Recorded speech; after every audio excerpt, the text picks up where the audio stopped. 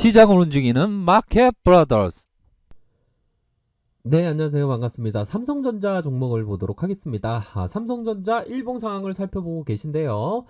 삼성전자 마이너스 1.00%로 하락 마감한 그러한 상황이고요. 장중에 조금 출렁임이 있었습니다. 하지만 결국에는 뭐 마이너스 1%까지 장중에는 마이너스 1.71까지 밀렸지만 말아 올리면서 마이너스 1%대로 종가 마감했다. 이런 점을 말씀드릴 수 있겠고요. 결국에는 기술적으로 보면 이러한 저점 라인에서 서서히 들어올리고 있다. 이러한 부분으로 결국에는 볼린저 상단선과 하단선의 힘의 응축 모습, 결국에는 시세는 상방에 있을 가능성이 높지 않나라는 생각이 들고요.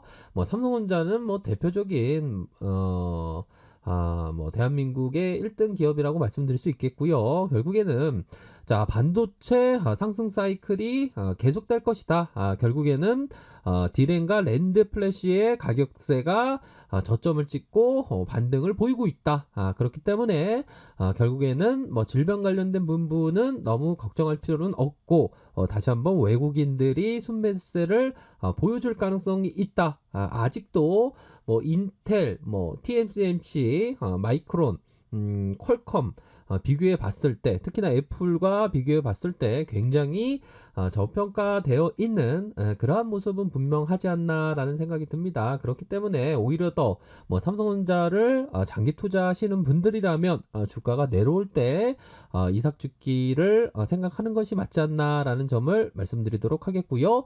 자, 셀트리온 종목을 보도록 하겠습니다. 결국에는 셀트리온이 위기 때 강한 면모를 보여왔던 기업이 바로 셀트리온 기업이고요. 결국에는 제약 바이오에서 가장 탑픽 종목이 되지 않을까라는 생각이 듭니다. 그래서 월봉 상황을 살펴보면 뭐 현재와 같은 이러한 저점 라인에서 어느 정도는 상승세가 보였지만 이러한 가격세는 훗날에 보면 오지 않을 가격선일 수가 있다. 다시 이런 어떤 저평가된 가격선이 다시 돌아오기에는 힘들지 않을까라는 생각이 듭니다. 그만큼 굉장히 많이 저평가되어 있고 외형 성장에 대한 어떤 기대감이 굉장히 크다. 실적에 대한 부분도 올해 굉장히 가시적인 성과를 낼 가능성이 크기 때문에 오히려 더 셀트리온이라는 기업이 뭐 잠시 출렁일 수도 있겠지만 주가가 내려올 때마다 오히려 더 관심을 가지면서 멀리 보면서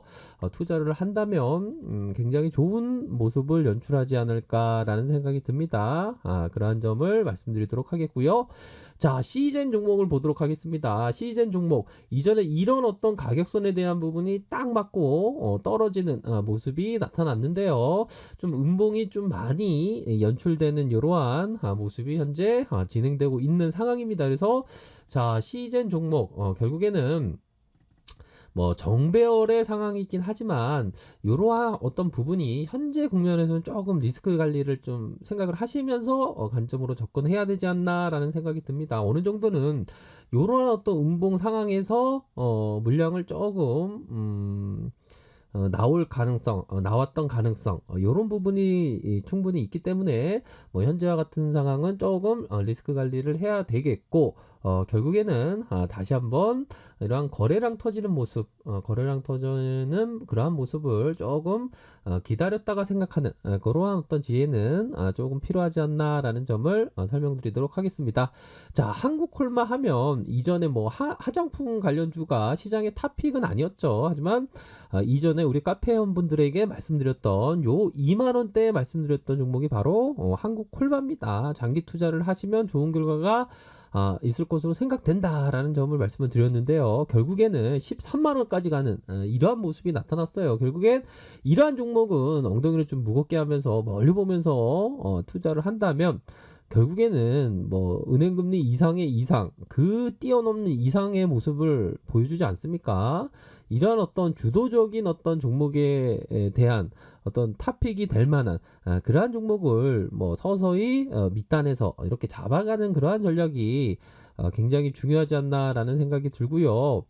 자, 요 현대로템도 마찬가지입니다. 현대로템도 이러한 어떤 저평가되어 있는 이 구간대, 뭐 15,000원, 16,000원대 이러할 때 많이 말씀을 드렸는데요. 결국에는 시장이 막 조명을 받으면서 슈팅이 크게 나올 때, 이럴 때는 오히려 더 텅 빈 지하철에서 탑승을 하고, 꽉 차 있는 지하철에서 내린다. 요런 생각으로 주가에 대한 어떤 대응 논리를 가지셔야 한다. 요런 점을 말씀드리고 싶어요. 그렇기 때문에 뭐 시장에서 뭐 현재 조금 소외받으면서 빛을 발할 수 있는 그러한 종목에 대해서 관심을 갖는 것이 필요하지 않나라는 생각이 들고요. 자, 결국에는 미 증시가 상승 마감했습니다. 결국 트럼프 대통령이 다시 한번 600조에 달하는 그 큰 어마어마한 자금을 다시 쏟아붓는다라는 그러한 얘기를 했습니다. 네 번째 지원책으로 역사상 가장 두 번째로 큰 규모라고 하니까요. 뭐 돈을 막 쏟아부으니까 결국에는 경기가 살아나지 않겠습니까?